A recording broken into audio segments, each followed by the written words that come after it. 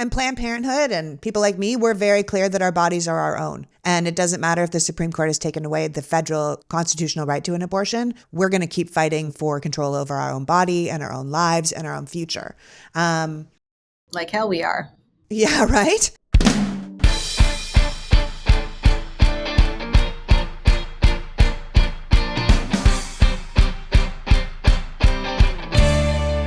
Hello, and welcome to the Politics Girl podcast. I'm your host, Lee McGowan. Let's get into it. We are living in a volatile time in American history. One entire party is hell-bent on taking us backward to the worst parts of our country's history, filled with racism, homophobia, inequality, and the subjugation of women. Since the reversal of Roe v. Wade, every day is a new affront to the values of women and those who require reproductive rights in our society. Every day comes with a fresh new story of archaic, backwards laws and the trauma of the real people who have to live under these laws. Being female in America has never been easy. But with this Republican Party and this Supreme Court, our lives and the lives of those who can give birth have become the newest cannon fodder in the culture wars. With that in mind, today's podcast is a candid conversation with Alexis McGill Johnson, the president and CEO of Planned Parenthood of America and the Planned Parenthood Action Fund, someone who is deep in the fight for reproductive rights and freedom in America. Despite what we're told by the religious right, Planned Parenthood is not some heathen abortion factory, but actually provides vital healthcare services to 2.4 million people each year through more than 600 healthcare centers across the country. Along with her work at Planned Parenthood, Alexis McGill Johnson is an American academic, a social justice advocate, the executive director and co-founder of the Perception Institute, an anti-bias research group, and a longtime champion of social and racial justice in America. I'm having her on as we come up to the midterm elections to talk about where we are as a country in the wake of the post-Roe decision. Along with democracy, reproductive rights and bodily autonomy are on the ballot. And it's warriors like Alexis who are providing the necessary leadership as we go into that battle for the soul of the nation and for our rights to our own lives. So without further ado, please welcome my guest, researcher, cultural organizer, and tireless champion for social justice and reproductive freedom, Alexis McGill Johnson. Welcome, Alexis. Thank you for having me, Lee. It's really an honor to be here. Well, thank you for joining me. Obviously, the country is in utter turmoil since the reversal of Roe when it comes to reproductive rights. And despite all the hurt and chaos coming out of the red states with their total abortion bans and new felony laws and what I would say is truly heartless treatment of those who require reproductive health care, I think Republicans are already starting to see that their rigid stance against reproductive freedom isn't as popular as they thought, right? In fact, people all over the country are making it quite clear that despite the Supreme Court ruling, abortion rights are not something people are just willing to give away. So what are your thoughts on that? Look, I think you're absolutely right. I mean, in some ways, I think the Republicans and some of these really incredibly extreme legislators are like the dogs who caught the car, right? They don't quite know what to do with it, right? They have been preaching extreme rhetoric that was not in line with literally how our bodies work or how people experience or make decisions, personal medical decisions about their bodies. They were not in line with the fact that it was really incredibly important for us to be able to govern our bodies, not have politicians in the middle of these conversations. They were incredibly emboldened around not even trying to hide an agenda around power and control. And I think it is coming back to bite them because they are seeing how personal it is for so many of us. And they have really, I think, underestimated the fallout and this, 50-year strategy to overturn Roe. Yeah, it's almost like stripping one half of the population of the right to our own body and healthcare isn't popular. Hey, how about that? Hey. There's literally no state where banning abortion is popular, right? And then you tack on to that, criminalizing IVF and IUDs and, emergency contraception, Plan B. It's like, do you even understand the implications of this? No. I know. And so many Republican politicians are now trying to distance themselves from their own rhetoric, right? To win voters. Like following the recent election results in very deep red Kansas, where the voters surprised their leaders by emphatically voting to keep abortion rights in their state. Representatives like Republican Senate candidate Blake Masters in Arizona, who has been running on 100% pro-life message without exception, now scrubbing his campaign website so it reads differently and less about bans and more about limits. And now the LA Times just published an article about how California Republicans are recalibrating their abortion stance amid voter backlash, right? These people are now barely talking about abortion after crowing about it 2 months ago when the Dobbs or anti-Roe decision came down. Yeah, absolutely. Like my grandmother would call that talking out of both sides of your neck, right? I mean, that's what they're doing. They're literally saying, like, having the most extreme rhetoric for months and years and years and years, not just months and months, to have to go back and see Blake Masters actually undo, try to scrub his website free from his pro-life position because it's deeply unpopular, because you are seeing voters, women voters register in mass. You're seeing young voters increase their voter registration. To your point, in Kansas, that blew all of us away. Even people who have been fighting for abortion rights were surprised at the intensity and the robustness with which not just Democratic voters were energized, but Republican and independent women were energized. We saw this in Nebraska, right, Lee, where they couldn't get the 32 or however many legislators to sign up for yet another extreme abortion ban. And so, look, I think that they can't play both sides, right? I think it is really important for us in this moment to hold them accountable to what they have said, because right now, so many of us are being held hostage in our states and they can't get away with that. Yeah, I think it shows us that reproductive freedom is not just essential to people who can get pregnant, but for anyone who believes in human rights, right? It's a winning issue for political future that we see you. We've heard you. We see you. We saw what you said. And it's not even what you said. It's what you did. You pushed for this, right? They've already passed the, what's it called? The Life at Contraception Act. They've already passed the Right to Contraception Act. That was 2 years ago. They've told us for years what they want to do. And now they're saying, please put us back in power. And we should say, no, because you've told us what you're going to do. We can see what you're going to do. And it doesn't matter how many times you scrub your website. We know what's happening. Well, I think what they've also done is help make the contrast really clear, right? And the choices really clear. There's no nuance here for a decade, the decade that I've been involved in this fight. We have fought about admitting privileges to hospitals, or how wide the health center halls needed to be in order to fit 2 gurneys.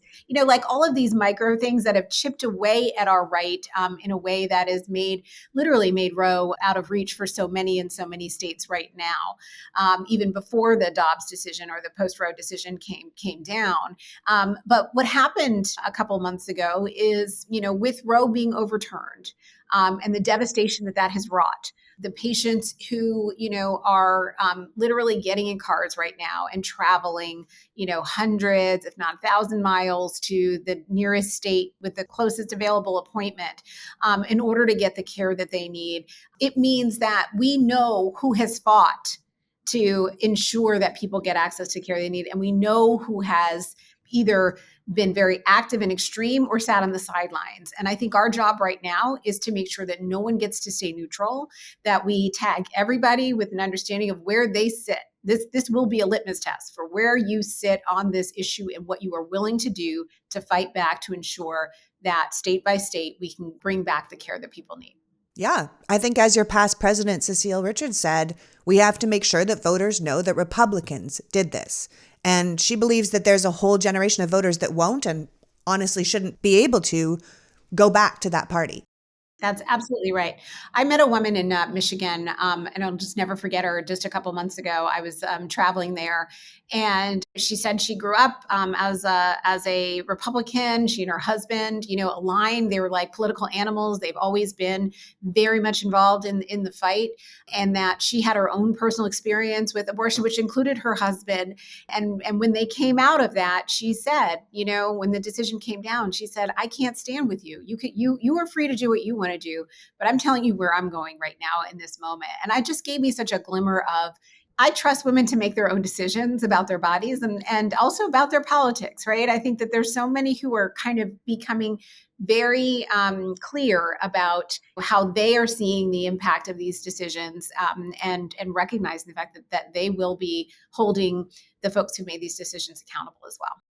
Absolutely. And it's not just women across America. It's any sort of man who has any sense of human rights, I think, that should be involved in this. I think people often make it a women's issue. It's not a women's issue.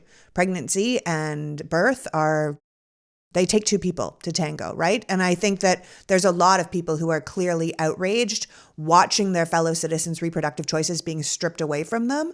13 states already had trigger bans take effect. We've heard about the 10-year-old girl rape victim in Oklahoma who couldn't get an abortion in her own state. We've heard about the 17-year-old in Florida who was ruled not mature enough to have an abortion, but is apparently mature enough to be a mother.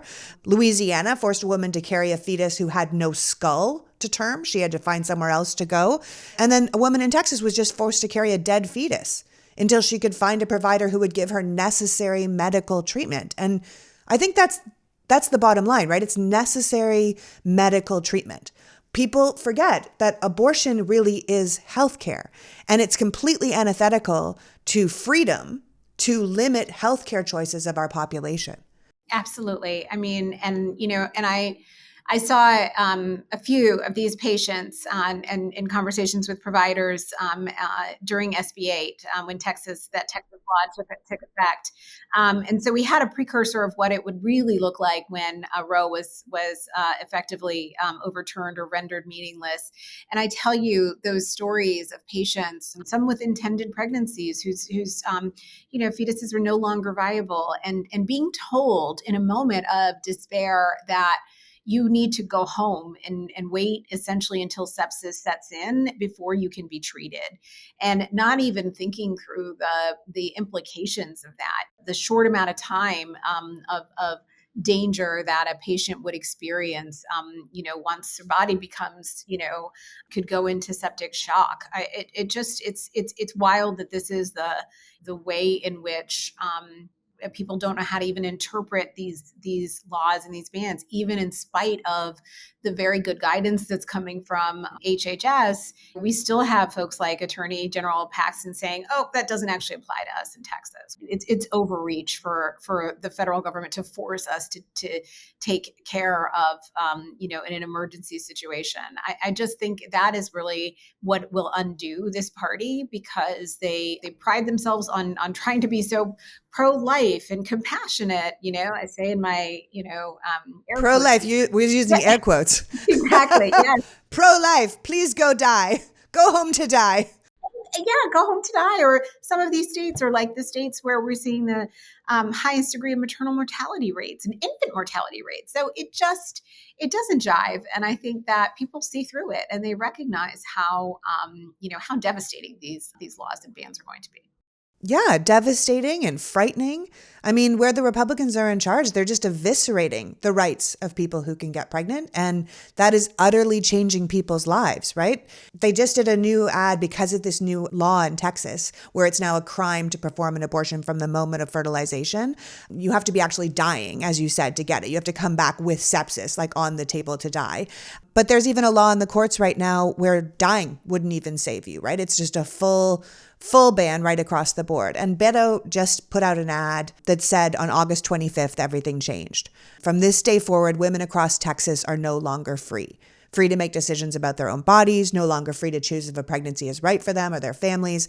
And even in the case of rape and incest, women are going to die from this, right? Texas already had SB8. But now abortion is a felony punishable by 5 years to up to life in prison. And people need to say, holy hell, what? They need to open their eyes and look at what they're doing, because they can actually make a choice right now, especially in Texas. You can change your governor, which will change these laws, because this is a terrifying prospect. You already had $10,000 per abortion on the line with SB8, where people can turn you in and turn your state into sort of a Bounty hunter? called? Yeah, bounty hunter state, exactly. For private citizens to kind of identify each other and throw them into the criminal justice system. And now with medical abortions, right? Even if you hand an abortion pill to someone else, you could be fined $100,000. You could find yourself 5 years in jail, this kind of thing. And it's increasingly horrifying to criminalize the act of abortion. It's not just you can't get one, you don't have access to it. It is now find yourself in jail. I mean, I think that what we have seen, we're one of the largest healthcare providers, Planned Parenthood, of sexual and reproductive healthcare. And, the currency of healthcare is trust. You have to be able to trust that your provider is going to give you the best diagnosis or offer the care that you need at the time that you need it. And a provider needs to be able to know that the information you are giving them is going to help them make that decision, that determination with you. And when you have laws that criminalize, that increase surveillance, that ask people to not share with other people what is going on with them for fear that they may be brought into such lawsuits or now crimes, you are reducing the information flow between patient and provider. You're reducing the ability to really lean into the trust that is at the core of a relationship between a patient and provider. And you are definitely creating situations where providers are afraid to treat patients, even in emergency situations, and where patients are afraid to share what is going on with themselves with their family members and friends. And that means you are increasing stigma. You are increasing loneliness, right? I think about these patients who are just on these long, lonely drives by themselves, sometimes with their children in the car, because most people who seek access to abortion are already parents. I think about what that must feel like and look like in a moment when, we are in a public health care crisis already. We're a few years into a pandemic, and now we are layering on an abortion healthcare crisis on top of that. The weight of what these bans have wrought and how they have just created intentionally this chaos and confusion. That's really the message here, and that's what we have to hold people accountable to. Yeah, that we don't want to live in a culture of fear on top of a medical crisis. Yes. Yes. It's terrible. It's terrible for anyone who's going through it. And it really is, it does break your heart. And it's so unnecessary. I think that's the thing. It's man-made. Like literally, it is man-made. Yeah. Yes. Absolutely. So let's talk about Planned Parenthood itself, right? The organization is often so demonized for being some free-for-all abortion factory when it's always been primarily a healthcare provider for both men and women. You only need to go to your website to see how much you guys do: birth control, cancer screenings, STD care, emergency contraception, advice on gender identity, general health and wellness, pregnancy care, sex and relationships, safe sex information, even sexual orientation information. I actually want to say that the Planned Parenthood website is excellent. I don't know who designed it, but it's so easy to navigate and so inclusive and open-minded. It's just like a great informational portal to any health questions people might have around sex, reproduction, sexuality, gender. You have support for people who are considering coming out. You have resources for parents who are trying to support their trans children. It's really an amazing organization. And I've been supporting it for years financially, and I'm not even sure I was aware of half of what you guys are doing. Well, I appreciate both your support and your recognition of how hard the teams work to make the information accessible, inclusive, and really create a space for belonging. Right at the end of the day, as the nation's largest sexual and reproductive health care provider, we want people to feel seen. Right, we want people to be seen, and I think what's important there is that at the core of our founding, we're over 100 years old. It was based on the premise that the ability to determine when and if you became a parent would help you govern, those decisions governing your own body would actually be the basis for freedom, right? Would be the basis for you to live in the way that you imagined your life to be. And I think that it naturally extends to things like gender affirming, care, being able to live, out and proud in ways that you see yourself. And I think that at Planned Parenthood, we take direction from our patients, right? We listen to what our patients need and want. We put them at the center of the conversation. And I think that really helps us understand how issues with respect to sexual and reproductive health and freedom are evolving. And we try to stay in tune and make sure that we have a really strong intersectional lens on what our patients need and how they need to be seen. Yeah, I mean, Planned Parenthood really encompasses so many elements, which are in many ways attack in the Republicans' version of America. It's not just reproductive care. It's trans rights, LGBTQIA plus rights. You guys are on the forefront of so much of that. And I think people forget because they just kind of pigeonhole you into an abortion clinic. And that's never been what Planned Parenthood was about.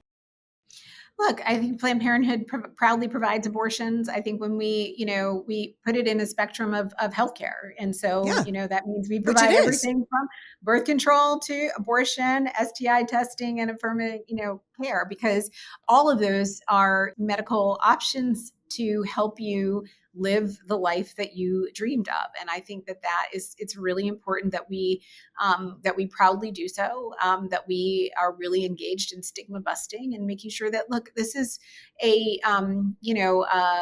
procedure or healthcare that, nearly 1 in 4 women will have in their lifetime, or trans and non-binary folks will have in their lifetime. I think it's really important that we normalize it and make sure that it fits within the broader spectrum of sexual and reproductive health. Yeah, but on the terms of abortion, I mean, you guys are very clear at the forefront of what's going on in every single state. So if people go to the Planned Parenthood website, you're currently doing a series on your blog called The State of Abortion, where you have up-to-date reports on the impact of overturning Roe v. Wade across the country, with sort of on the ground reports of the latest laws and the latest legal fights that we're seeing in each state. So people can go and find their own state and see what's going on and see how they can get involved. Do you find that Planned Parenthood is on the forefront of these fights across the country?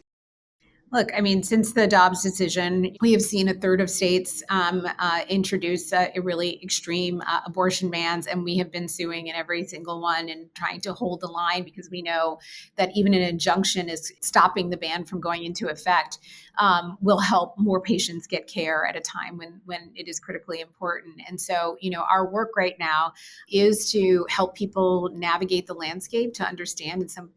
Some days the landscape is changing by the hour. Yeah. I have to say, there are we still have patients who are coming into health centers who aren't really aware of the implications of the Dobbs decision, or, as we would say, Roe being overturned.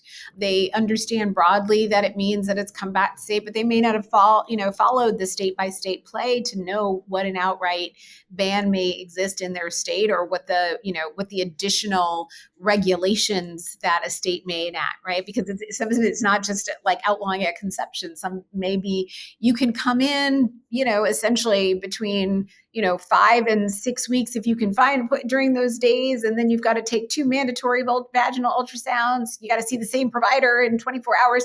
The ways in which they have just tried to make it inaccessible without making it accessible, it's difficult to navigate, right? And so I think it is really important for us as a resource for communities to help them understand, kind of state by state, what is happening, and also what's at stake.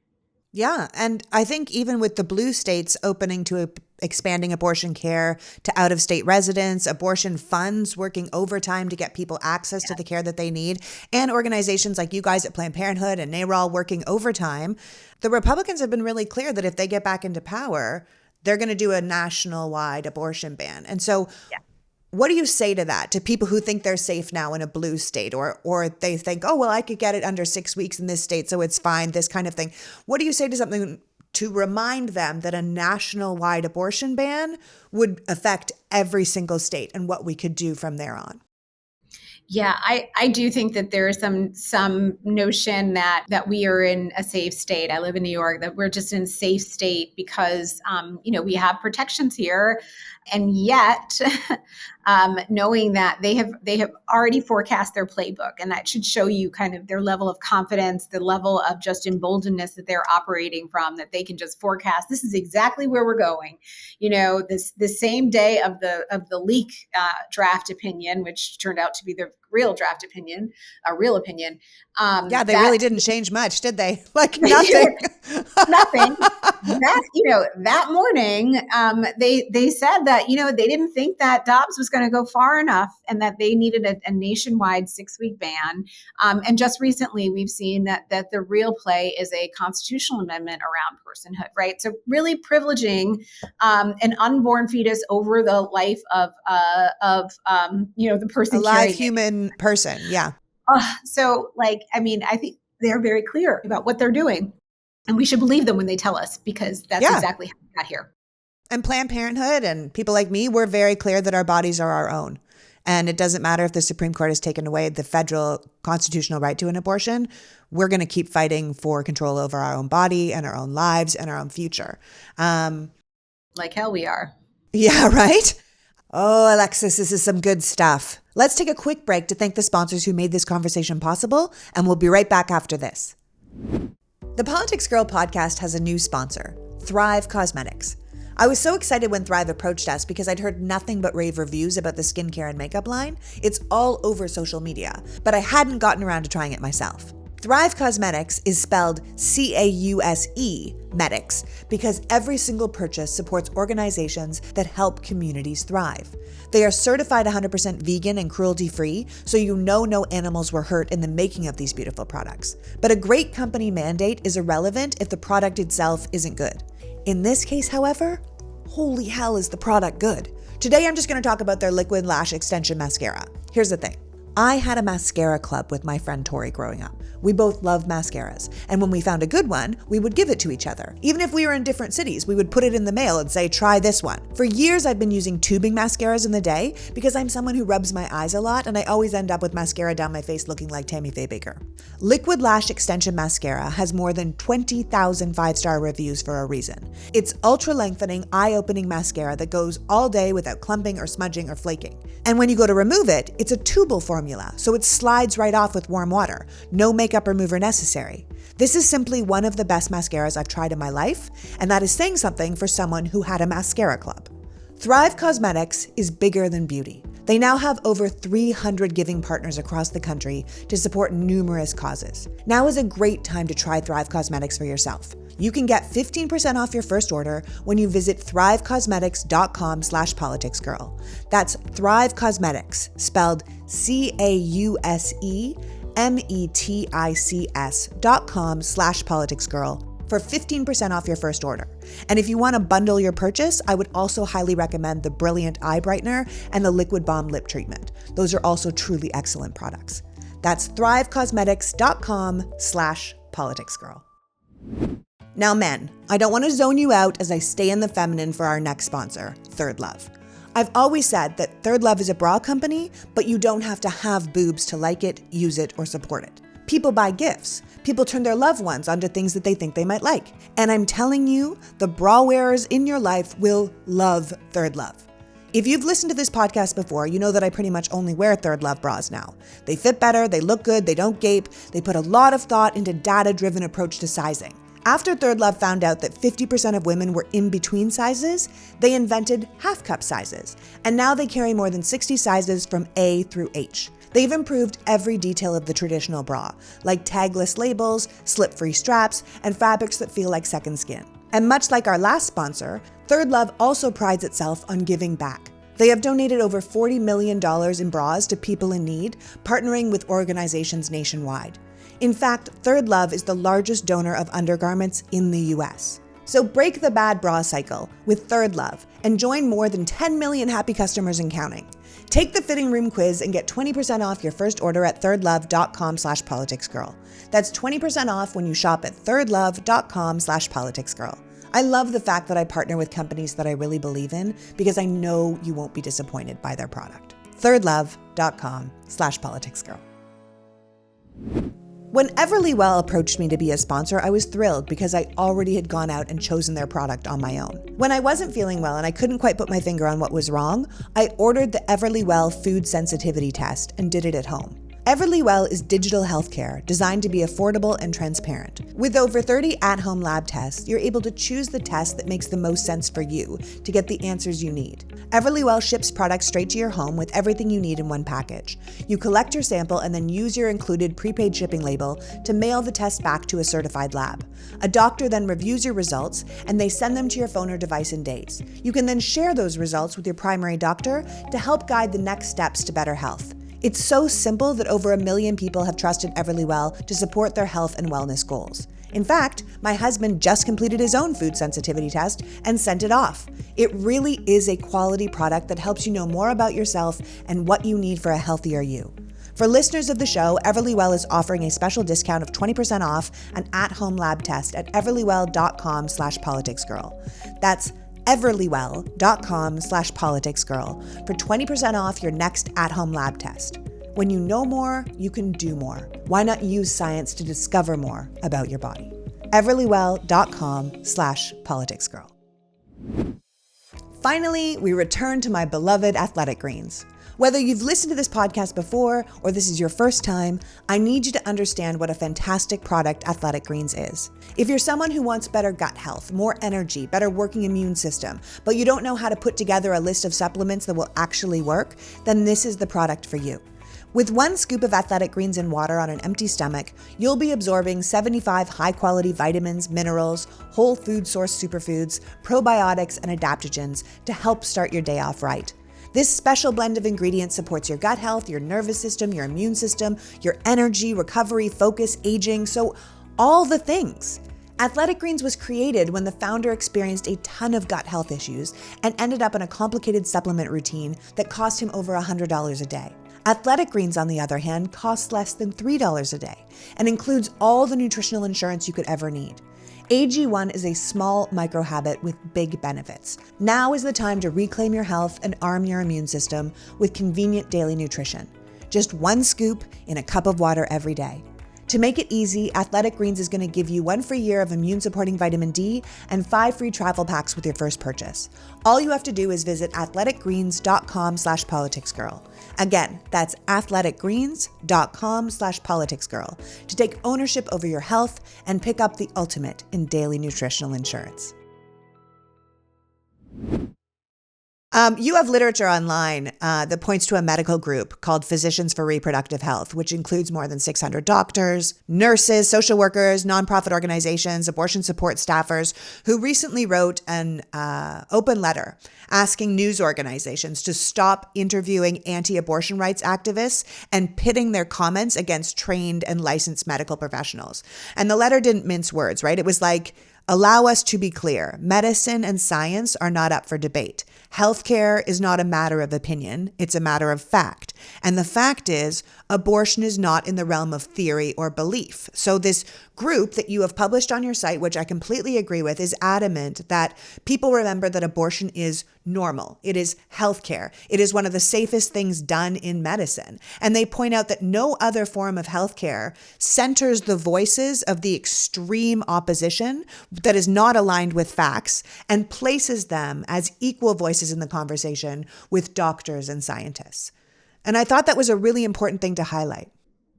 I think it is incredibly important. I really celebrate the leadership of Jamila Parrott, who is the doctor who leads Physicians for Reproductive Health, because what we're battling here is essentially a false equivalence, right? This idea that there are both sides to everything. When in fact you see 80%, almost 80% of Americans believe that Roe, or the right to control our bodies should be the law of the land, and you have this small vocal minority that lives in these safe seats that have been gerrymandered in all of these states that are banning access, that are dictating, what actually happens. And I think what's really important is to recognize the fact that this false equivalence that media has been involved in creating, it has actually created the terms under which we have these fights, as opposed to being able to point out, why is it that your constituents can believe something so completely opposite than you, and you can just go with abandon without being held accountable, right? That's what we really need to understand, or help people understand why they can't have what they want in the states that they live. Yeah. And I think the media, this concept of the media creating the terms, or terms dictating how we talk about things, is important, because I know you guys are very adamant that we reduce abortion stigma by using more inclusive language. The idea being, as we fight for reproductive rights, we should make sure that our language is both accurate and inclusive moving forward. Like, if we truly don't want to go back, as we say, we must also not go back in the language and imagery of the past that we've used to talk about this issue, because it no longer serves the mission, right? That as we're going to fight for these essential rights, that there is a new and more evolved way to talk about it. So I actually thought maybe you and I could talk about terms. We could go through some of the changes in the mindset of this rebranding. So people who are out there fighting, talking about this, moving up to midterms, fighting for rights and reproductive care around the country, are using the terms that the leaders of the organizations really feel would be more inclusive. Do you want to go through that with me? Sure, that sounds great. Great. Okay, so instead of women's rights, you suggest we use the term reproductive rights. That seems pretty obvious. Yeah, it does seem pretty obvious. And I also think that, here I think we actually can be more inclusive by naming more, right? I think reproductive rights is the broad spectrum. I think we can say women's rights, trans rights, non-binary rights, people with a uterus. You can say all of those things so everyone gets to be seen and has a sense of belonging in the space and the movement, and also, ensure that what we're talking about is the fuller attack on our sexual and reproductive health care. Okay. And instead of saying harm women, you suggest we say harm people seeking abortions. Yeah, Same thing, right? Same thing, yes. And I think you can name, part of it is that oftentimes we use it to the exclusion of talking about women, and not everybody with a uterus that identifies as a woman. And so I think it is really important to be as expansive and as inclusive so people see and recognize that we are fighting with and for all. Yeah, that it's a human right is what we're looking for. Indeed. So instead of pro-life, the suggestion is we say anti-abortion, which I've always thought is a good idea. Or anti-choice is what it really is. Yeah, I think that's right. And I think what we're really doing is naming there the hypocrisy, quite frankly, of the opposition position here, right? And how they characterize life and who actually counts when one talks about life. Yeah, I think that's I know a lot of huge people one. say pro-birth instead of right. Well, that's it, right? Because once they're born, like, forget about you. We're not going to work on your health care or your rights or anything to help you out. It's pro-birth. But what about pro-choice? You prefer we would consider saying we support a person's right to access to a safe and legal abortion. It's different than pro-choice.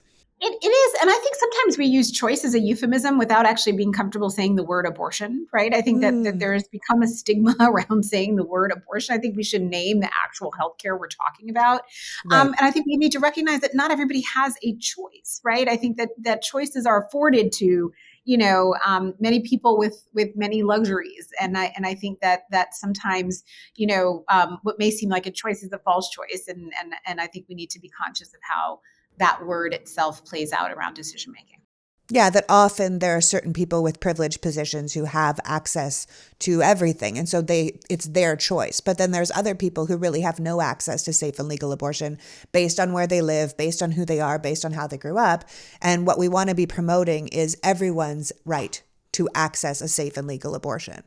Yeah, or they may not have access to, participation in the economy. They may not have access to medical care. They may not have access to expand, and I think that we have to be really clear that, that when we're talking about choice, it is, I think sometimes a challenging frame when we want to be inclusive of people's experiences. Yeah, and I actually love the concept of people are afraid to say abortion, that we have tried really hard. I mean, I do it myself. I talk about we should be fighting for bodily autonomy because it's harder to debate the concept of bodily autonomy. I also think it relates to things like end of life care, trans people's rights, that kind of thing. I feel like bodily autonomy, we all have the right to our own body, and you can't tell me what to do with my body no matter who you are. And you have no right to touch my body unless I tell you. You can't even take organs from my body if I'm dead without my express consent before I died. And right now we've created an America in which you can use my uterus against my will. And that feels deeply wrong. And it also feels like a slippery slope to what if I say, well, I'd like to use your kidneys against my will. It seems like a very weird slippery slope we're putting ourselves on. But I like the concept of people not being afraid to say abortion, because as you said, your statistic before, 80% of Americans believe abortion should be legal, that we should have access to health care. And people don't want to imply they like abortion or they're going to use abortion. And so they try and even, I don't know if whitewash is the term, but whitewash the term so it doesn't seem as abrasive.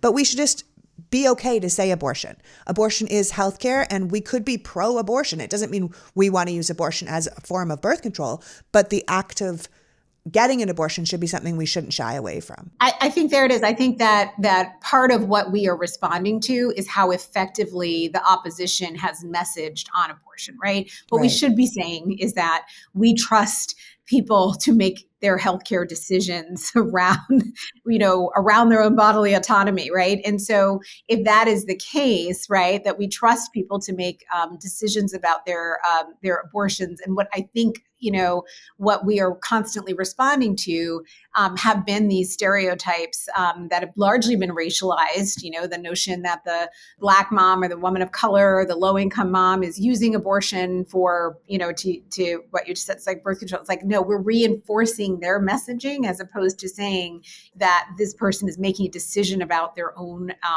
body and their own future. And that's what we need to be doubling down. We're living our values in that conversation as opposed to responding to the kind of mistruths of the misinformation from the opposition. Right, which is one of the reasons you would rather we use the term abortion later in pregnancy rather than late-term abortion, because that's working into their idea that we're just aborting children in the 9th month because we changed our mind, which is literally never happening. Like, just not at all. It's so not a thing, and I think what we need to be able to do is be able to honor the decisions that people may need to make. There's no two pregnancies. Every pregnancy is unique, right? And we just don't know the circumstances. And, when we try to use a catch-all term like late-term abortion that implies something different than I think what the circumstances are. Which are usually terribly tragic and so sad. Right. You also recommend that people, particularly men, stop referencing their relationships to women or female family members as the reason they care about the issue. You want to talk me through that? Oh my gosh, yes. As if they're not people. As if you didn't have a sister, we're not people. Right. Or you didn't have a daughter, like that you just can't honor basic rights without, having some proximity to it. Look, at least let's recognize that there is some proximity there. I have to say, though, I was really heartened. It was sometime after the leak came down. I was sitting at dinner with a friend of mine who's a big abortion rights activist star, and we were having a fantastic power dinner talking about the state of play and constitutional amendments and all the things that we were going to fight back on. I bet right after that Alito decision, I bet that was a passionate dinner. Oh, yeah. We were having a great time. And next to us, two men sat down and, kind of completed our little foretop with a little space between us. And without hearing any of our conversation, I think we had moved on. They were like, oh my God, do you know what's going to happen to Roe? And we sat and listened to them. We listened to them for 15 minutes and they just got so animated and so thoughtful and all this brains. And I just looked and I said, that's exactly what it should be. There doesn't need to be a woman at the conversation, telling them, I wish you would care about that, or let's stop talking about this. And I want you to talk about that. They were so passionate. And then the moment that we had to be able to introduce ourselves and where we sat inside of the movement, and then to have a beautiful conversation around, what real equality and freedom looks like and what it would look like if it were truly codified. We made the Constitution real in that regard. And that just left me with hope. I know there's so many more of those conversations that are happening around there. And I don't think that men need to wait for permission. I think they need to honor many of the people who are most impacted. And at the same time, they don't need to wait permission to get off the sidelines and start fighting. Yeah, absolutely. They don't need to care about a particular woman to get that women should have rights. And I think ultimately that's what you're talking about codifying Roe, right? We want to make sure, we shouldn't have to. There's no law in the Constitution that codifies men's rights to their own body, but apparently we have to do this. But that would be a goal, right? The Constitution was written with men in mind, right? We were afterthoughts. They're implied. Right? For more than 2/3 of our history, that we were not even part of the equation. So yeah, we still have to fight to get back. So you have specifics, which I think is very interesting, and I'd love your thought on this, on imagery and language, that those of us moving forward to fight for this, these reproductive freedoms and these rights should try and avoid. And two of them that stuck out to me were coat hangers and the concept of back alley abortions. Do you want to talk me through why you'd like us to kind of steer away from that at this point? Look, I think they are both traumatizing and triggering for many people who did experience significant harm or people who were lost in the years pre-Roe. I think in addition, self-managed abortion can be done very safely. We are in an era now with medication abortion that allows people the ability and the privacy to get the care that they need, and hopefully in a safe space in their own choice. We don't want to stigmatize self-managed care and suggest that it will only lead to further harm. because we know that many people will come to rely on such critical care, and have been for decades. And so I think it's really important that we talk about the reality, the current reality of what self-managed care looks like. And look, I think we all recognize that that the many tragedies that happened pre-Roe, and the many that will happen now, right? I mean, I don't think we should be, as we talked about early, as the medical journal Lancet said, that people will be harmed by the care that they do not get. But I think it is really important and incumbent upon us to normalize and educate people around what self-managed care looks like and can look like today.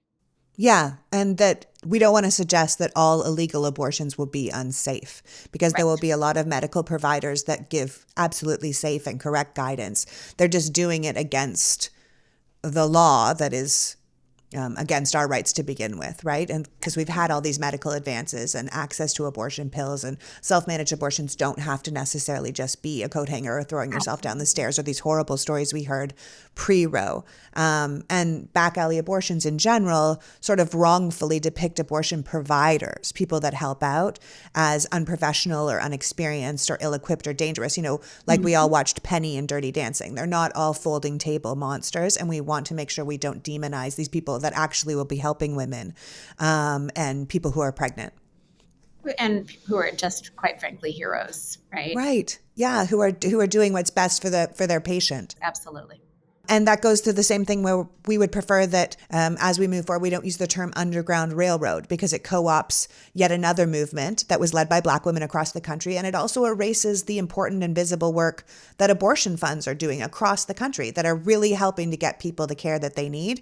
And it is in the light. It's not an Underground Railroad thing. It is really in the light. The Underground Railroad was its own thing, and it belongs in its own time. And the people that were part of it deserve their own respect. And we need to have a different version that talks about it, which I think is the same as, referring to third world countries, or equating this kind of behavior that's happening in the States right now with the Middle East in a negative way, like calling the Supreme Court the Taliban, or talking about Sharia law, because it plays into Islamophobia, right? And it perpetuates this false narrative that this kind of behavior never happens in the US, because it certainly is happening in the US, and we don't need to be equating it to somewhere else. Absolutely. You are a star student, Lee. I think you captured it all. Oh my gosh, it's my favorite thing. I'm such a nerd. I know. No, That's I'm my like sweet nerding out spot. with you. I nerded out with you for a second too. I was like, oh, she's explaining this beautifully. And I think that I'm really grateful that, that we have a resource, and that, I think particularly to the last points that you made, I think this is a deep connection to the real work that reproductive justice leaders have done to bring intersectionality into the broader reproductive rights and health space. And I think it's really important, as an organization that is a reproductive health and rights organization, not a reproductive justice organization, that we get as aligned, and using our platform to lift up and honor the work that so many who continue to do incredible work to center the people who are most impacted are leading. Ultimately, it's about taking care of our people and about freedom. Absolutely.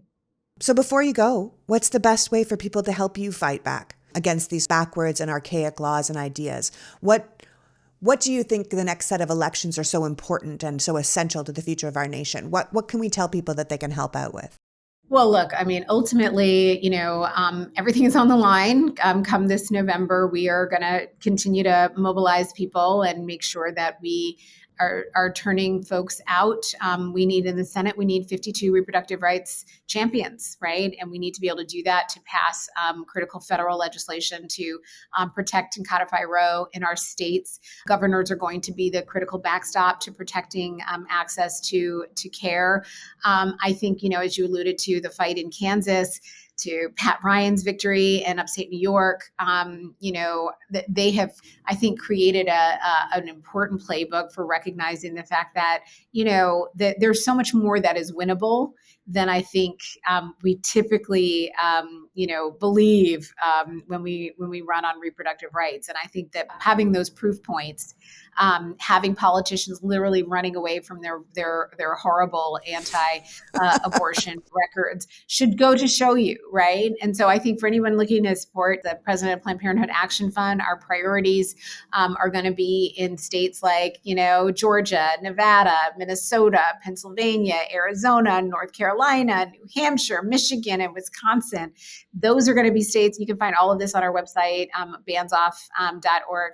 That those are going to be the places where we have those mix of Senate races, of governor's races, of a couple of state houses, where we believe we can help hold the line and expand and extend access. Again, the fight is now. It'll be in November, and it's going to be, every election for the foreseeable future. That's the only way we actually win and sustain those wins. Yeah, that's right. We have to vote, and we have to get our friends to vote, and we have to talk about these issues, and we have to show what has been happening. And like you said, we expand the Senate and make sure that there's more votes there that codify our rights into our laws, that we look at the governor's mansions and we make sure that we have governors in place that will support reproductive freedom, that we look at the local state legislatures because they are the ones that often hold the line between a complete state ban and not a complete state ban. And we have to hold the House to make sure that laws like the Life at Conception Act can't get passed, right? Ultimately, they can help by going to websites like Planned Parenthood. And you've done the research. These are the states that need the help. These are the states that we can hold the line.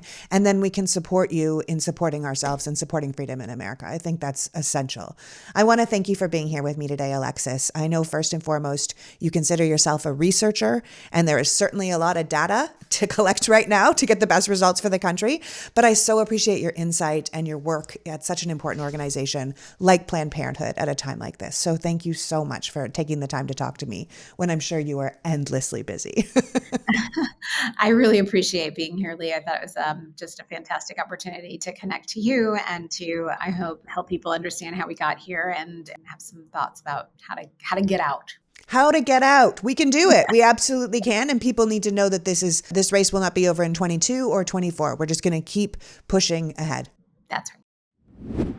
So that was Alexis McGill Johnson, President and CEO of Planned Parenthood, reminding us that we are in a battle, and you don't need to be a woman or a person with a uterus to be fired up to win this war. The majority of us are absolutely outraged watching as the Republican Party strips our fellow citizens of the right to their very bodies, and we need to be single-minded in our goal of defeating these politicians and their uncompromising laws that put our very lives on the line. The midterm elections and the elections that follow are a referendum on what kind of country we want to live in. A dark, dystopian, fear-based nation that requires our submission, or a country that respects the individual and the freedoms and rights we have always held up as our birthright. It's one path or the other. There is no longer a middle ground. I want to thank Alexis for joining us today and you for caring enough about democracy to be here. Now go out and make the world a better place. Until next week, PG out.